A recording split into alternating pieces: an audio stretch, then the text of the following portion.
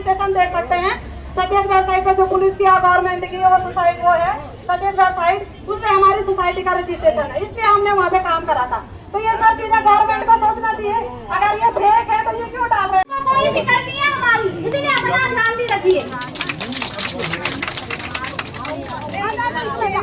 आप सभी से निवेदन है कि आप आने वाली पीढ़ी, आप पीछे जो पुलिस प्रशासन देख रहे हैं ना, ये सभी हम लोगों की वजह से है।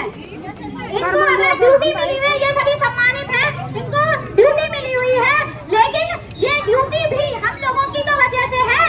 हम उत्तराखंडी हैं, हमारी सुरक्षा के लिए ये लोग हैं, लेकिन आज अगर हमें अपने मुख्यमंत्री से मिलना है तो मुख्यमंत्री जी ने रोकने के लिए हमारे ही टैक्स के पैसों में, हमारे ही प्रदेश के मुख्यमंत्री जी ने हमारे ही पुलिस को हमारी सुरक्षा के बजाय अपनी सुरक्षा में लगा रखा है। देखिए कितना भय है।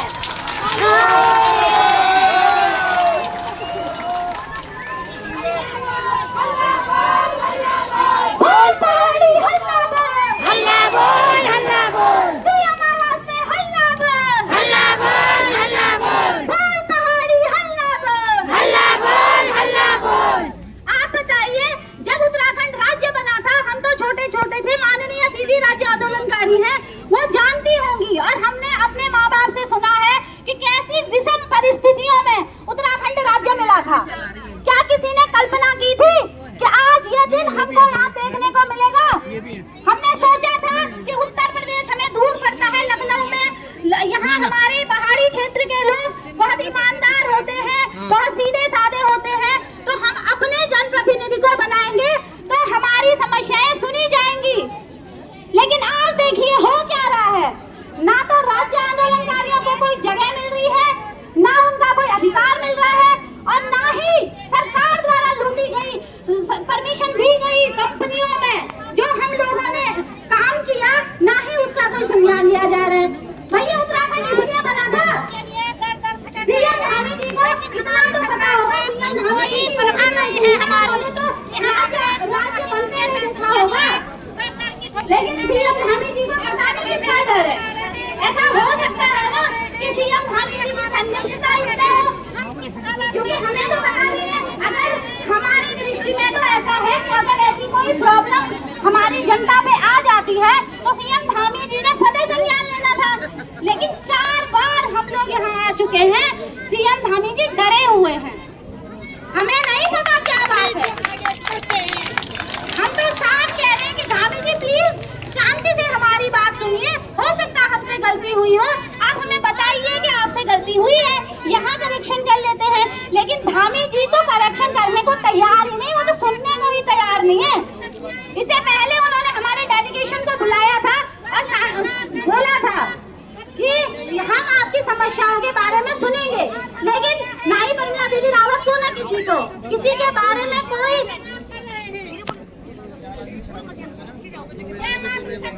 माननीय सरस्वती दीदी और परिमला दीदी, इनकी प्रेरणा से हम लोगों ने पूरे उत्तराखंड में इतने व्यापक स्तर पे आंदोलन शुरू कर रखा है।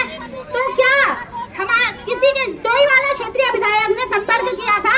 संपर्क करने से बहुत बड़ी बात तो नहीं होती, लेकिन माननीय विधायक प्रेमचंद अग्रवाल जी के घर पे मैं स्वयं ऋषिकेश में रहती हूँ, कई बार ज्ञापन देने के बाद भी माननीय विधायक जी के पास टाइम ही नहीं है।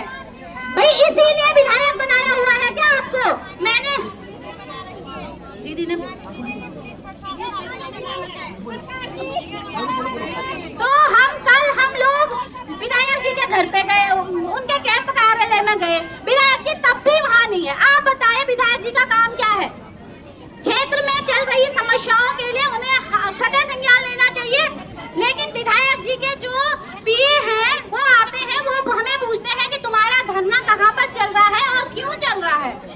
आप सोचिए कितनी बड़ी विडंबना है, जिनको हमने चुन करके भेजा है, तो वो हमारे माननीय विधायक जी को यही पता नहीं है कि मेरे क्षेत्र की 25,000 महिलाएं धरना कर रही हैं।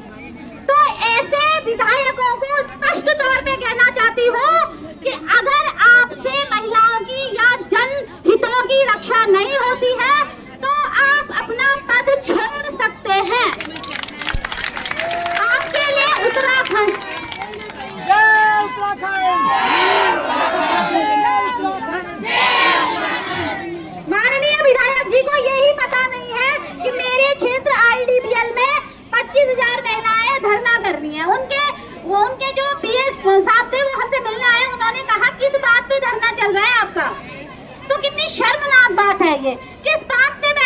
वर्दी पे। बताइए दीदी, अगर कोई विधायक है उसकी क्या जिम्मेदारी होती है? अपने क्षेत्र की महिलाएं के सभी जितने भी नागरिक हैं उनके साथ कोई ऊंच नीच ना हो जाए, इसीलिए तो विधायक जी को हमने वोट दिया है।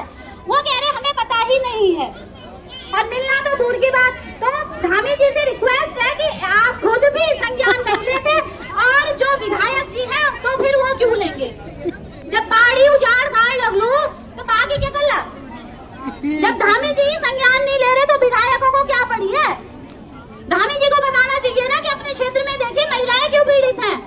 लेकिन धामी जी के संज्ञान में 4 बार बात हमने स्वयं यहाँ पे आगे दे दी है।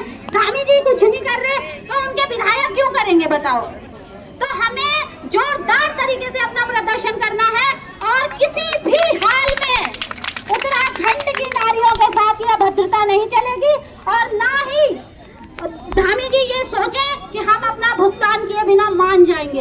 ये भी रही चैलेंज की बात धामी जी, पहले भी मैंने बोला है कि किसी भी सूरत में ये बात नहीं मानी जाएगी कि चलिए बाकी सोसाइटियों में पैसा नहीं मिला तो LUCC में भी नहीं मिलेगा।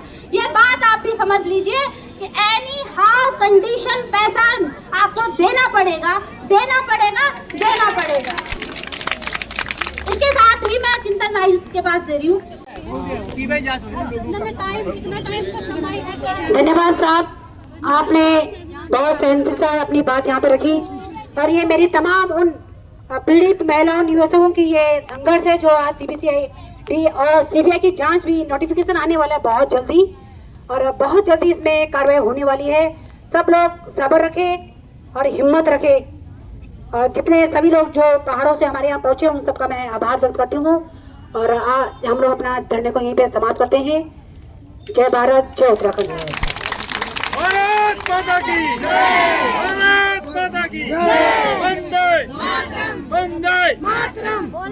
मैं आप सभी से निवेदन करूंगा कि मुख्यमंत्री जी का भी आभार व्यक्त करें, क्योंकि बहुत छोटी चीज नहीं है, बहुत बड़ी बात है। मैं निवेदन करूंगा प्रमिला जी से कि मुख्यमंत्री जी के जो है 1-2 नारे लगा